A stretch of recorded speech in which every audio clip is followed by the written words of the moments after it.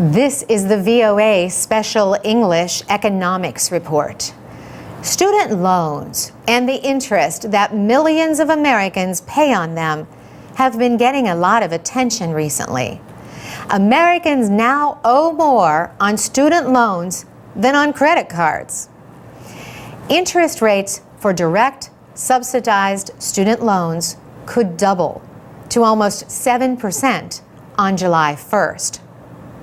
5 years ago, Congress lowered the rates for these government loans, but that law is set to expire. The president has called for keeping the current 3.4% rate.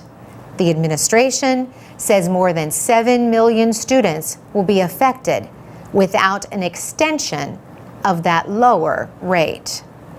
The government says the average cost of attending a public college was almost $13,000 in 2010. The total for private schools was over $32,000. Americans owed $845 billion in student loans in 2011. Some reports say the amount is now near $1 trillion. President Obama has recently given speeches on several college campuses. He said when he and his wife Michelle graduated from college and law school, they had a mountain of debt. He told students that college tuition and fees have more than doubled since most of them were born.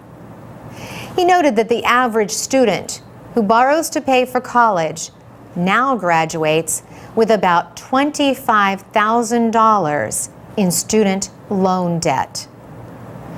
An extension of the lower rate could cost the government $6 billion. Republican presidential candidate Mitt Romney supports an extension. Republican leaders in the House of Representatives say they like the program, but they want to pay for it with money from the new health care law. Democrats have proposed other ways to pay for it, such as ending tax breaks for oil and natural gas companies.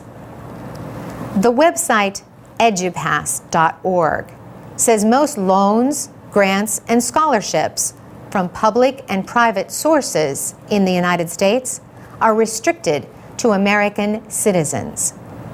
American schools that provide aid to international students are more likely to provide it to graduate students than to undergraduates.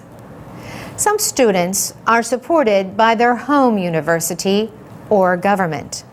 A small number receive support from the United States government. Employers, private sponsors, and international organizations also help some students pay for school.